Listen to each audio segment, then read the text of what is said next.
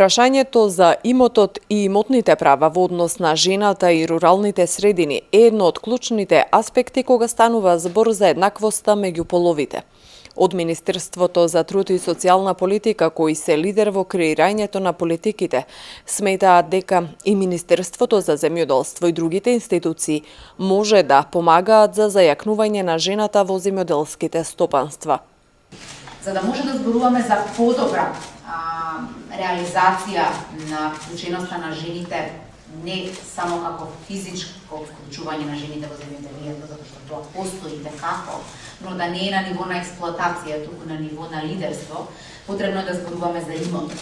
И јас сметам дека Министерството за земјоделие во делот на своите програми може да направи максимум и тоа ќе го направи, но ако не зборуваме за другите имотни прашања во нашата држава, за тоа како катастарот го води имотот и како го распоредуваме имотот во семејството,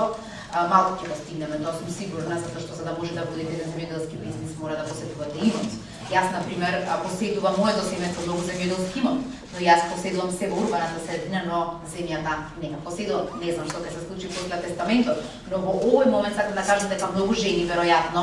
го имаат истиот проблем, независно што јас не живеам во имот, но некои жени и може да живеат и може да водат бизнис и тоа профитабилен бизнис.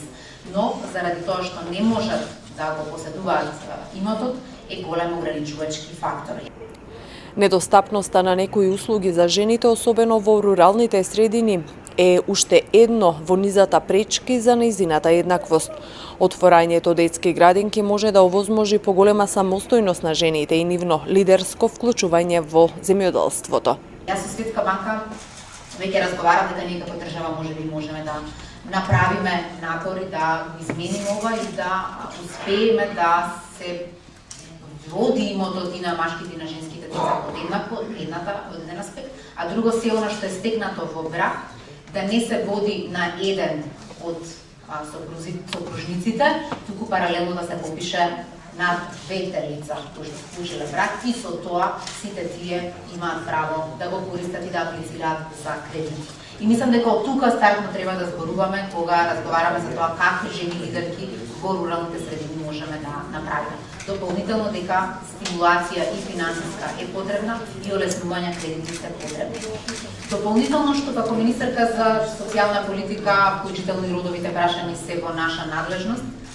сметам дека соочувањето со стереотипите и со предрасудите во руралните средини е уште поголемо отколку во урбаните средини. Од Министерството за земјоделство најавуваат дека работат на измена на Националната програма за земјоделство и рурален развој за периодот 2018-2022, конкретно за изменување и дополнување со специфична мерка наменета за жените што живеат во руралните средини и кои се дел од земјоделското стопанство.